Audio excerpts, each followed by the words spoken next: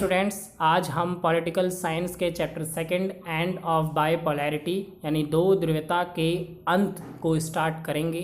शीत युद्ध के दौरान जिस बाइपोलर वर्ल्ड दो ध्रुवीय विश्व का आरंभ होता है 1991 में सोवियत संघ के विघटन के साथ इस दो ध्रुवता का अंत हो जाता है। कुछ मेन पॉइंट्स पढ़ते हैं। USSR, union of Soviet socialist Republic, Soviet Samajwadi गणराज्य 1917 में रूस में हुई समाजवादी क्रांति के बाद अस्तित्व में आया। इस क्रांति को रूसी क्रांति के नाम से भी जाना जाता है। सोवियत गणराज्य 15 राज्यों से मिलकर बना था। इस वीडियो में हम इस चैप्टर के फर्स्ट टॉपिक यानी सोवियत लीडर्स, सोवियत संघ के नेताओं के विषय में चर्चा करेंगे। इस टॉपिक में हम सोवियत यूनियन के 5 प्रमुख लीडर्स के बारे में जानेंगे, जिनमें हमारे सबसे पहले लीडर हैं Vladimir Lenin. Vladimir Lenin Russian revolution यानी रूसी क्रांति के प्रमुख नेता और प्रवर्तक थे। इन्होंने रूसी क्रांति में अहम भूमिका निभाई।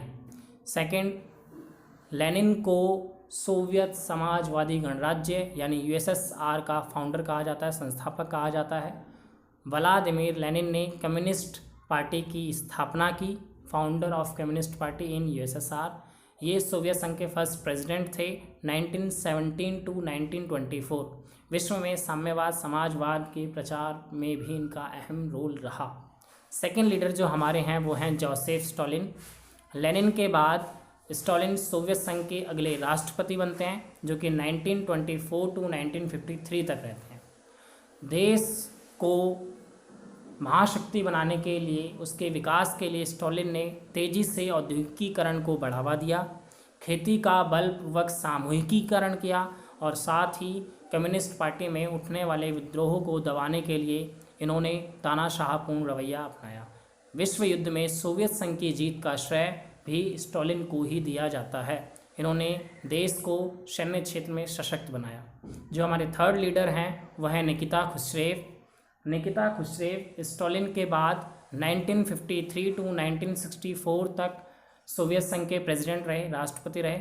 इन्होंने 1956 में सोवियत संघ में कुछ सुधार लागू किए और इन्होंने एक अहम सुझाव दिया कि सोवियत संघ को पश्चिम के साथ शांतिपूर्ण सह अस्तित्व बनाए रखने का प्रयास करना चाहिए। क्यूबा मिसाइल संकट और हंगरी के जन विद्रोह में ये शामिल थे और ये शुरुआत से ही स्टालिन की कार्यशैली के आलोचक रहे। लियोनिड ब्रेजनेव 1964 टू 1982 तक सोवियत संघ के राष्ट्रपति रहे। इन्होंने एशिया की सामूहिक सुरक्षा व्यवस्था का सुझाव दिया। चेकोस्लोवाकिया के जन विद्रोह और अफगानिस्तान पर आक्रमण जैसी समस्याओं में ब्रेजनेव शामिल थे। जो हमारे लास्ट लीडर हैं वह है मिखाइल गोर्बाचेव।